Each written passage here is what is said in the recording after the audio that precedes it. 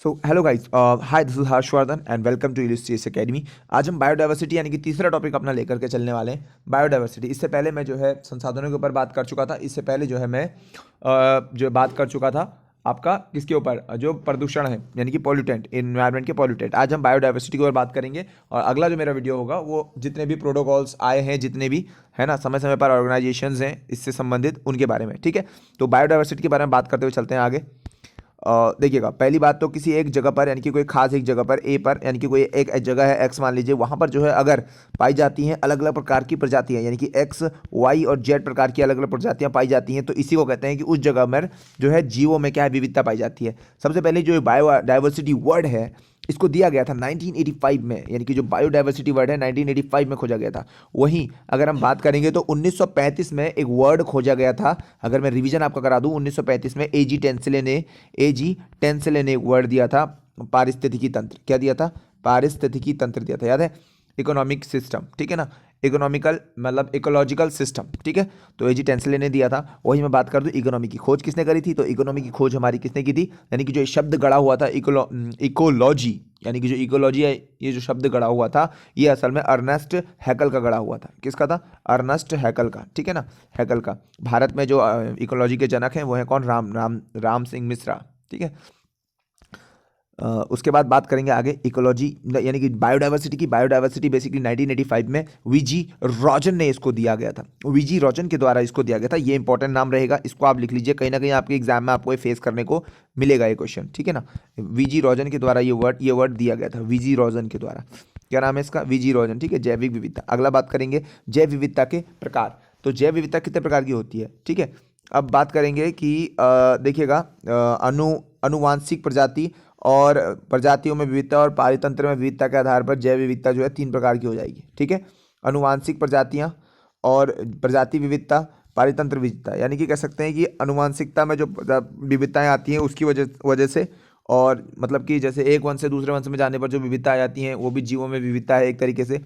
प्रजातियों में विविधता, ठीक है, और पारितंत्र की विविधता। पारितंत्र मतलब हो जाता है इकोसिस्टम। पूरा सिस्टम में अगर विविधता है तो ऑब्वियस सी बात है, एक इकोसिस्टम में और दूसरे इकोसिस्टम में अगर अंतर होगा तो हो सकता है वहाँ पे रहने वाली जो जो जातियाँ हैं यानी कि जो प्रजातियाँ वहाँ रहती हैं उनमें भी डेफिनेटली क्या होगा, थोड़ा बहुत अंतर पाया जाएगा, ठीक है। जैसे कि ठंडे इलाकों में और जो है गर्म इलाकों में रहने वाले जानवरों की संरचनाएं और जो है मतलब कि अलग अलग होंगी, ठीक है। अनुवांशिक प्रजातियां, एक ही प्रजाति के अंतर पाई जाने वाली अलग अलग प्रजातियां, ठीक है। जैसे कि लंगूर और बंदर, दोनों की दोनों एक ही प्रजाति के हैं, ठीक है ना।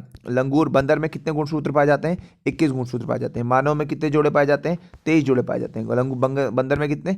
21 जोड़े, ठीक है ना। बंदर और लंगूर जो है एक ही प्रजाति के अंदर जो है डिफरेंस पाया जाता है, तो इसको हम कह सकते हैं अनुवांशिक प्रजाति है, ठीक है। प्रजाति विविधता क्या होती है? अलग अलग प्रजातियों में यानी कि अलग अलग स्पीसीज में पाई जाने वाली विविधताएं अलग अलग प्रजातियों में। जैसे कि घोड़ा, गाय, भैंस, देखो इसमें जो है अगर आप देखोगे तो घोड़ा थोड़ा सा क्या है, प्रजाति के मामले में जो है क्या है, अलग है। घोड़ा और गाय थोड़ा क्या है, लगभग मोस्टली इनकी सारी चीज़ें एक जैसी हैं, लेकिन देखो घोड़ा और गाय 4 पैर सब कुछ है, सेम कुछ है, लेकिन जो है स्ट्रक्चर बिल्कुल अलग है, जाति बिल्कुल अलग है, ठीक है। सेम जात के नहीं है, कहने का मतलब है इनकी स्पीसीज जो नाम होती है यानी कि जो जात का नाम होता है वो पहला वर्ड होता है ना। पहला जात होती है, दूसरा वंश होता है। तो पहली जो जात होती है वो सब में जब आप इनके वैज्ञानिक नाम पढ़ेंगे तो जो है आप जब गाय के पढ़ेंगे तो इसका है बॉस इंडिकस है, ठीक है ना। तो कहने का मतलब है जो बॉस नाम है वो जो है हमारा बेसिकली जो इनका जाति का नाम है वो अलग अलग होता है इसमें, ठीक है। और इसलिए होता है क्योंकि इनकी जो सबसे छोटी इकाई होती है, जो मतलब कि वर्गीकरण की सबसे छोटी इकाई है, जिसके आधार पर कार्ल लिनियस ने पूरा वर्गीकरण बनाया था, ठीक है। तो उसके उसके हिसाब से देखा जाए तो ये घोड़ा और जो गाय है इनकी और जो भैंस है इनकी जो है क्या है, पूरी जातियां अलग अलग है, ठीक है। बंदर और लंगूर बिल्कुल एक ही प्रजाति के हैं, ठीक है, दोनों एक ही प्रजाति के हैं और उनमें थोड़ी बहुत प्रजाति विविधता पाई गई है बस, ठीक है। एक ही प्रजाति के हैं पर थोड़ा बहुत विविधता है। उसके बाद बात करेंगे इकोसिस्टम, यानी कि इकोसिस्टम में अलग अलग भूभाग पर पाई जाती हैं। अगर इकोसिस्टम में बदलाव आता है तो इसके कारण भी होता है ऐसा, ठीक है। इकोसिस्टम में बायोडाइवर्सिटी के आधार पर इनको हम अल्फा इकोसिस्टम, अल्फा, बीटा और गामा प्रकार की जो है डाइवर्सिटी बोल सकते हैं, ठीक है। तो यहाँ तक तो समझ में आ गया, यहाँ तक समझ में आया कि बायोडाइवर्सिटी जो है बेसिकली 3 प्रकार की होती है, प्रजाति प्रकार की, ठीक है। और जो है प्रजाति प्रकार की हो जाती है और इसके अलावा जो है होती है कैसी, मतलब कि जहाँ पर हम जो है एक एक तो हो जाएगी मतलब कि प्रजाति के अनुवांशिक, और एक प्रजाति हो जाएगी और एक स्थान के बेस पे हो जाएगी। ठीक है, अल्फा बीटा गामा डायवर्सिटी क्या क्या होती है, देखो अल्फा होते हैं कि एक ही हैबिटेट में, यानी कि देखो ऐसा है बेसिकली, जैसे मान लेते हैं ये मैदान है, ये वाला थोड़ा इधर पठारी इलाका है या ये पहाड़ है, ठीक है, ऐसा मान लेते हैं। तो यहाँ पर इस हैबिटेट में, किस वाले हैबिटेट में, इस वाले हैबिटेट में बेसिकली जो प्रजातियाँ होंगी इस वाले से, मतलब बेसिकली मैं यहाँ पे कहना चाह रहा हूँ ये दोनों अलग अलग हैबिटेट है। ठीक है, देखो जैसे ये हैबिटेट 1 है, इसको मैं HA लिख देता हूँ या H1 लिख देता हूँ, हैबिटेट 1, इसको मैं हैबिटेट 2 लिख देता हूँ। ठीक है, अल्फा अल्फा क्या कहता है आपसे, अल्फा कहता है कि एक ही स्थान पर, यानी कि इसी स्थान पर, इसी स्थान पर नहीं, इसी स्थान पर जो है पाई जाने वाली H2 पर अलग और H1 पर अलग। अब आप ये चित्र देख चुके हो, अगर मैं बात करूं H1 ये है और ये H2 है। ठीक है, कह रहा है कि ये कह रहा है कि एक ही आवास में, यानी कि केवल एक हैबिटेट में H1 में ही पाई जाने वाली जैव विविधता। ठीक है, जैसे कि एग्जाम्पल के तौर पे देखो, जैसे कि यहाँ पर मैंने बना रखा है, जैसे एक सर्कल ले रखा है, उसके अंदर एक ट्राइंगल दिखा रखा। ठीक है, मैंने इसको पूरा कलर कर दिया है एग्जाम्पल के तौर पे। दूसरा मैं ये ले लेता हूँ, दूसरा मैं जो है इस कलर से ऐसा ले लेता हूँ। ठीक है, ये 2 जातियाँ हैं, जैसे एग्जाम्पल के तौर पर 3 जातियाँ ले लेता हूँ, चलो। ठीक है, जैसे ये हो जाएंगी, ये 3 है, इसमें देखो यहाँ पर जो है अल्फा की वैल्यू 3 हो जाएगी। अल्फा की वैल्यू कितनी हो जाएगी 3, क्योंकि यहाँ पे एक ही स्थान पर, यानी कि एक ही जो है हैबिटेट में जो है 3 प्रकार की जो है क्या पाई जाती हैं, जीव पाए जा रहे हैं। इसी को हम बोलेंगे अल्फा डायवर्सिटी। ठीक है, अल्फा डायवर्सिटी बोलेंगे। अब बात करेंगे जो है देखो, ठीक है, अब ये हो गए इस इलाके के, जैसे कि मान लेते हैं कि एक गांव है, एक गांव ऊंचाई पर है, एक गांव थोड़ा सा नीचाई पर है। ठीक है, अब बीटा ये हो गया कि एक ही गांव में, यानी कि जो ऊंचाई पर ही है वहां पर क्या क्या अलग अलग प्रकार के जीव जंतु पाए जाते हैं, वो अल्फा डायवर्सिटी। अब बात करेंगे बीटा डायवर्सिटी। बीटा डायवर्सिटी क्यों आती है, बीटा डायवर्सिटी आती है आपका, जैसे कि एग्जांपल के तौर पे बात करते हैं, देखिए कब आती है, जब आपका थोड़ा बहुत स्थान में परिवर्तन आ जाता है, यानी कि आवास में परिवर्तन हो जाता है। ये थोड़ा जमीन है, ये थोड़ा ऊंचाई पर है। ठीक है, अब यहाँ पर जो है इस तरीके का हैबिटेट है और यहाँ पर जो है इस तरीके का हैबिटेट है। यहाँ पर जो है देखो तापमान का प्रभाव पड़ेगा, यहाँ पर भी तापमान का अलग प्रभाव पड़ेगा, यहाँ ठंड ज़्यादा होगी, यहाँ ठंड थोड़ी कम होगी। यहाँ पर जो जानवर होगा वो थोड़ा अलग प्रकार का होगा, यहाँ पर जानवर थोड़ा अलग प्रकार का होगा। ठीक है, यानी कि आवास में परिवर्तन होने के कारण, थोड़ा बहुत परिवर्तन होने के कारण जीव में जो विविधता आ जाती है। जैसे कि एग्जाम्पल के तौर पर इस वीडियो में, अगर इस फोटोज में आप देखोगे ध्यान से तो आप देख पाओगे, यहाँ पर देखिएगा। ठीक है, जैसे मैंने यहाँ पर एक चित्र बनाया हुआ है, देखिएगा ध्यान से, देखिएगा इस वाले फोटो में ध्यान से देखने पर आपको पता चलेगा कि देखिए जैसे यहाँ पर ये वाला पाया जा रहा है, जैसे यहाँ पर ये वाला एक एक्स्ट्रा पाया जा रहा है, ये जो पूरी तरीके से ढका हुआ है वो यहाँ पर नहीं है, यहाँ पर वो नहीं पाया जा रहा है। ठीक है, जैसे कि ये वाला दोनों में पाया जा रहा है कॉमन। ठीक है, ट्राइंगल वाला दोनों में कॉमन पाया जा रहा है। ठीक है, और ये वाला देखो एक ये आधा, ये अलग है, यहाँ पर ये अलग है, ये अलग है और यहाँ पर ये थोड़ा अलग है। तो ये क्या है, ये विविधताएं बता रहा है इसमें, ये जो चीज़ें आ रही है ना, समझ में आ रहा है, जो विविधताएं हैं ध्यान से देखना। जो कॉमन है वो तो कॉमन ही है, जो डायवर्सिटी का मतलब होता है जो अलग है दिख रहा है, साफ पता लग रहा है। ढलान वाले क्षेत्र में, ठंडे इलाकों से गहरे इलाकों में आ जाओ, आप गर्म वाले इलाकों में आ जाओ तो बीटा टाइप की डायवर्सिटी आपको देखने को मिलती है। ठीक है, गामा टाइप की क्या होती है, देखो गामा टाइप की डायवर्सिटी में क्या होता है, इलाका परिवर्तन होने में ही परिवर्तन होता है। मतलब कि जैसे कहने का मतलब क्या है, ओवरऑल मतलब गामा का मतलब होता है जो ओवरऑल जो हमारा बेसिकली, देखो जैसे बीटा में हमारा क्या हुआ, जैसे चेंजेस आए जितनी, जैसे यहाँ पर देखो मैं तुमको बताता हूँ क्या, जैसे बीटा में क्या होता है, जैसे कि जो कॉमन है उनको नहीं काउंट करना है, जो कॉमन नहीं है वो ही तो डिफरेंसेस हैं। जो अलग टाइप की प्रजाति एक पर यहाँ पर जितनी पाई जाती थी उससे हट करके यहाँ जो पाई जाएंगी है ना, अलग जितनी हो जाएंगी। जैसे कि यहाँ पर 4 प्रकार की प्रजातियाँ हैं, यहाँ पर 3 प्रकार की हैं, लेकिन वो तीनों इनसे मैच नहीं करती। ठीक है, ये 3 ही यहाँ पर 4 हैं, लेकिन ये तीनों की तीनों यहाँ मैच नहीं करती, तो डायवर्सिटी कितनी हो जाएगी, 3 की हो जाएगी। समझ में आया, मतलब बीटा की वैल्यू 3 हो जाएगी कहने का मतलब है। तो इस प्रकार से ये पूरा डाइवर्सिफाइड दिखा रहा है। ठीक है, गामा का मतलब होता है इलाका परिवर्तन होने में। ठीक है, अब देखो यहाँ पर क्या कह रहा है, देखो समझना इस बात। अब जो गामा होती है वो क्या कहती है, गामा कहती है कि भाई साहब देखो ऐसा है, एक बायोम ले लेते हैं हम।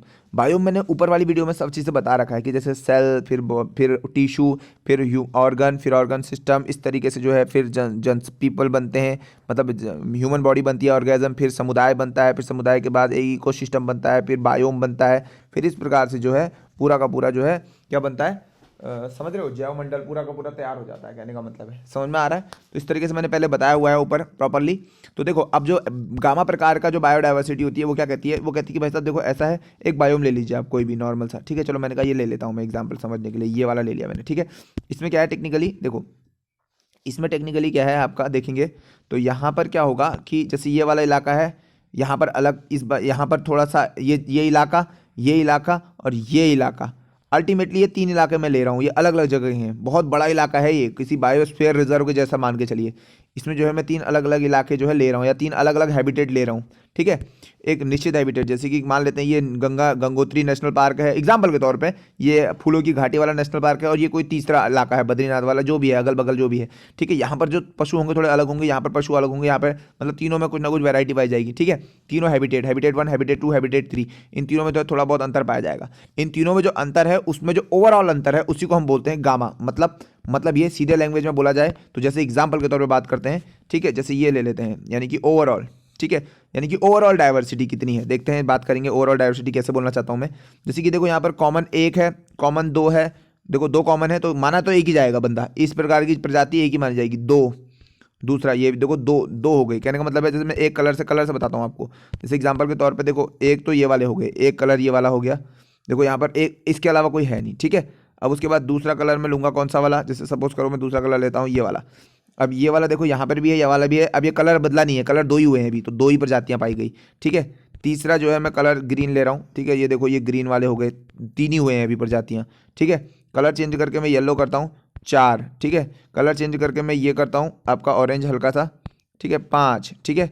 अब देखो कलर चेंज करके मैं जो है क्या करता हूँ, हल्का सा ये वाला लेता हूँ कलर 6, ठीक है। और इसमें जो है अल्टीमेटली एक और रह गया है, ये रेड वाले कलर से दिखा देता हूँ मैं आपको, ठीक है। तो ये देखो 8 हो जाएंगे, 7 हो जाएंगे, तो अल्टीमेटली जो गामा की वैल्यू हो जाएगी वो कितनी आ जाएगी, 7 आ जाएगी। समझ में आया। जबकि क्या है कि जबकि आप ध्यान से एक चीज़ समझ के चलोगे ना, मैं एक चीज़ और दिखाता हूँ आपको कि देखो इतने 3, एक पूरे के पूरे बायोस्फीयर रिजर्व में 3 अलग अलग हैबिटेट थे, उन अलग अलग हैबिटेटों में, बहुत बड़ा इलाका लेते हैं, अलग अलग हैबिटेटों में जितने भी वर्ल्ड में जितने भी हैबिटेट हैं सब में जितनी प्रकार की डाइवर्सिटी पाई जाएंगी, उनको आप सब ऐसे समझ सकते हो कि अगर दुनिया में 72,000 या फिर 72,000 जो भी सारे हैबिटेट हैं, तो जितने भी हैबिटेट हैं सारे हैबिटेटों में जितनी डाइवर्सिटी है, टोटल डाइवर्सिटी 5 को आप गामा से बता सकते हो, कहने का मतलब है। समझ रहे बात को। तो कहने का मतलब है ये, जैसे कि मैंने 3 एग्जाम्पल के लिए बता दिए, ठीक है। तो 3 एग्जाम्पल के हिसाब से आप समझ गए होंगे बात को, मैं क्या कहना चाह रहा हूँ, अल्फा बीटा गामा क्या होता है।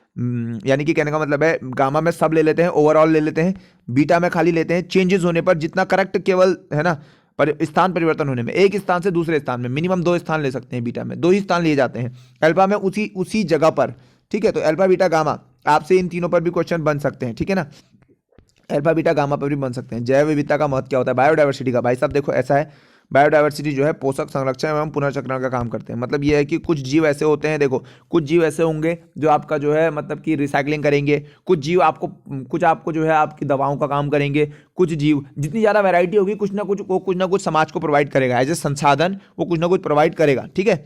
इकोसिस्टम में मेंटेनेंस करते हैं, ठीक है, ये बात सही है। पॉल्यूशन पर नियंत्रण भी करते हैं, कई सारे बैक्टीरियोफेज होते हैं, कई सारे आपने देखा होगा है ना, बैक्टीरियोफेज वायरस होते हैं जो कि क्या नाम बोलते हैं, मारते हैं, बैक्टीरिया को मारते हैं या पानी को शुद्ध करने का काम करते हैं। कई सारे जो है आपको ये केवल जीवों की बात नहीं हो रही है, प्रजातियों में परिवर्तन जो है, पेड़ों पौधों में कहीं ना कहीं कुछ ना कुछ से हमें कुछ ना कुछ अच्छा मिलता ही है। तो जितनी ज़्यादा वैरायटी होगी उतनी ज़्यादा हमारी जो है संसाधन हमें मिलेंगे, प्राप्त हो जाएंगे उतने ज़्यादा संसाधन, ठीक है। तो जीवों के जैव विविधता का संरक्षण करना इसलिए जरूरी है। लेकिन जैव विविधता का संरक्षण किस प्रकार से किया जाता है, तो जीवों का संरक्षण 2 प्रकार, मतलब जो करने का तरीका है वो क्या है बेसिकली, जैसे या तो आप उनको उन्हीं की जगह पे सेव कर सकते हो, अगर आप जीवों को उन्हीं की जगह पे कर रहे हो तो इसे स्वस्थानीय बोलते हैं, अगर आप दूसरी जगह कर रहे हो तो बाह्य स्थानीय बोलते हैं, मतलब कि आप उन्हीं की जगह में कर रहे हो तो इन सिटू कंजर्वेशन बोलते हैं। यानी कि जैसे कि मान लेते हैं कोई एक मान लेते हैं फलाना जगह पे, भारत में आप फलाना कई जगह पे यहाँ पर रहते हैं और यहीं पर ही आपने एक क्या बना दिया, यहाँ पे एक नेशनल पार्क वगैरह ले लिया या कोई छोटा सा वाइल्ड लाइफ सेंचुरी ले ली, इस तरीके से जो है उनको उन्हीं की जगह में आवास स्थान में जो है सेव कर दिया।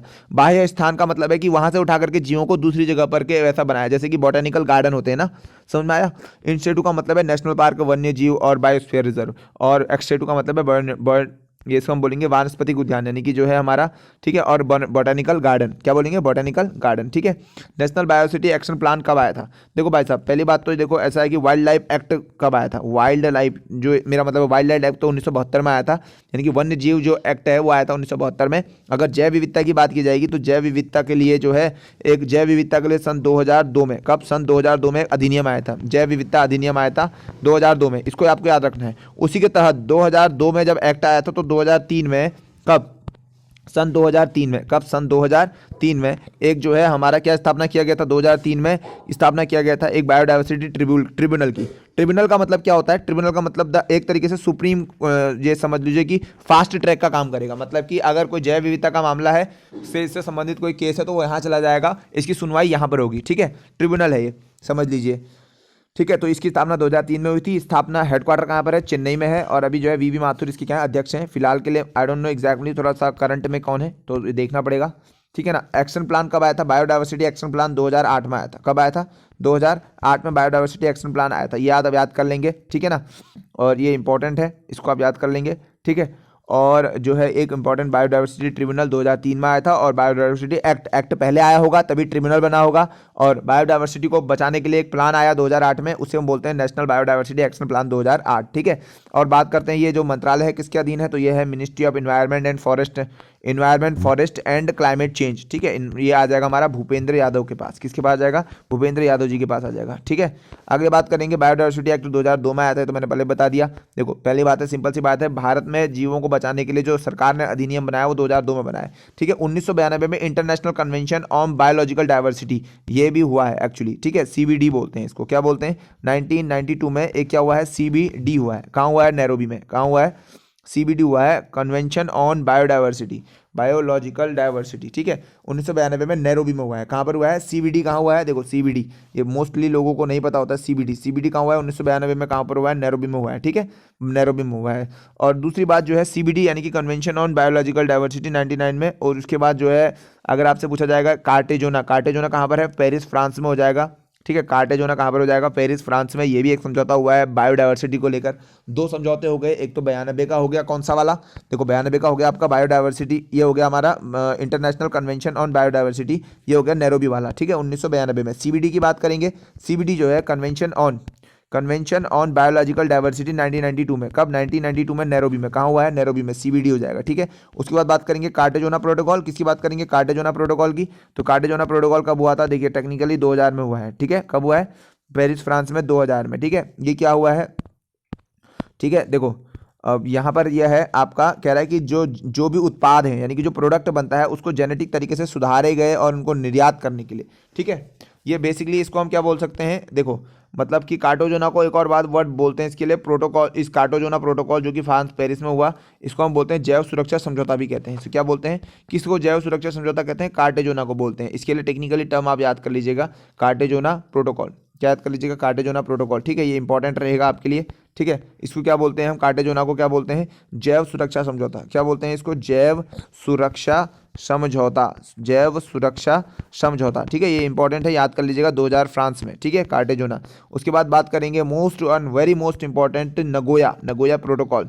नगोया, ठीक है। नगोया कहाँ है? जापान में पड़ जाएगा। कहाँ पड़ जाएगा? वर्ष 2010 में। तीन हो गए, 1992 में सीबीडी हो गया, देन कार्टेजोना हो गया 2000 में, देन 2010 में हो गया कौन सा? नगोया। जंगलों की सुरक्षा के लिए, प्रवाल भित्ति यानी कि कोरल रीफ के लिए, ग्रेट बैरियर रीफ ऑस्ट्रेलिया में है सबसे बड़ी प्रवाल भित्ति। भारत में अंडमान निकोबार और लक्षद्वीप इन इलाकों में जो है प्रवाल भित्ति पाई जाती है। कच्छ और खंबात की खाड़ी के आसपास भी जो है प्रवाल भित्ति पाई जाती है। बायोडायवर्सिटी का संरक्षण करना सबसे इंपॉर्टेंट बात है, जैव विविधता को बचाना। जैव विविधता के लिए हमारे पास 4 हॉटस्पॉट भी हैं भारत में। सुंदरवन हो गया, ठीक है, इधर हो गया हमारा पश्चिम वेस्टर्न घाटी हो गया, ठीक है, और सुंडा आइलैंड हो गया, सुंडा वगैरह हो गया, सुंडा ये हो गया, आइलैंड हो गया। इस तरफ के जो है हॉटस्पॉट हमारा, ये 4 प्रमुख हॉटस्पॉट है हमारे पास बायोडायवर्सिटी के लिए। यानी कि इस पर जो है खतरे के निशान पे जो है काफ़ी सारी जो है बायोडायवर्सिटी के जो हॉटस्पॉट होते हैं उनकी एक अपनी अलग थ्योरी होती है, मतलब कि क्यों वो हॉटस्पॉट बनाए जाते हैं, उनके अलग कुछ नियम होते हैं। फिलहाल आगे बात करेंगे किसकी? देखो भू क्षेत्र का 17 तथा जल क्षेत्र की 10% की सुरक्षा बढ़ानी है। ये सबसे इंपॉर्टेंट बात थी नगोया प्रोटोकॉल की, कि भू क्षेत्र का 17%, जल क्षेत्र का जो है 10% सुरक्षा बढ़ानी है। जैव विविधता दशक 2010 से 2020 बनाया गया, सबको याद है 2010 में जो है जैव विविधता दशक बनाया गया है 2010 से 20 का, ठीक है, जैव विविधता के लिए। कोराल की बॉडी किससे सुरक्षित रहती है? तो आप कहेंगे कैल्शियम से रहेंगे, कैल्शियम कार्बोनेट की एक परत चढ़ी होती है उनके ऊपर। आईजी लक्ष्य, ठीक है, एएचई टारगेट बोलते हैं उन्हें, आईजी लक्ष्य यानी कि एएचई टारगेट नगोया प्रोटोकॉल से ही आया था, ठीक है। नगोया प्रोटोकॉल 2010, क्योटो प्रोटोकॉल 1997 में है, ठीक है। क्योटो प्रोटोकॉल क्लाइमेट चेंज को लेकर के 1997 में आया था, लेकिन नगोया जो है जैव विविधता को लेकर के 2010 में आया था, ठीक है। अब बात कर लेंगे ये वाले टॉपिक की, ठीक है। तो आईची है जो आईची जो ये हमारे नगोया प्रोटोकॉल से आया था, जिसमें कि भू क्षेत्र में 17% बढ़ोतरी और जल क्षेत्र में 10% बढ़ोतरी की बात की गई थी, ठीक है। तो बायोडायवर्सिटी में इतना ही है सब कुछ। अगला टॉपिक रहेगा रामसर साइट्स वगैरह का, जो महत्वपूर्ण रामसर साइट्स हैं और जो नई इंक्लूड की गई है उन सबको हम पढ़ लेंगे, ठीक है ना। Thank you so much guys.